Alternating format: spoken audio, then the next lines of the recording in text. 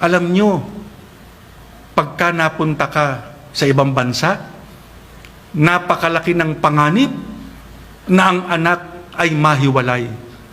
Ano dahilan? Dahil sa kultura at dahil sa itinuturo sa paaralan, dahil sa ugali ng mga tao ng sanglibutan. Pero marami tayong mga kapatid na ang kanilang mga anak, kanila pong nasubaybayan, naturuan. Hindi nila napabayaan.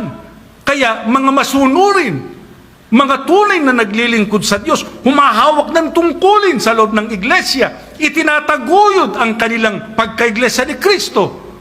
At sila pang nakikipaglaban para sa iglesia ni Kristo pagka mayroong mga naninira dito. Sana ganyan ang lahat ng kabataan. Pero paano po mangyayari yan? Ang susi nasa mga magulang.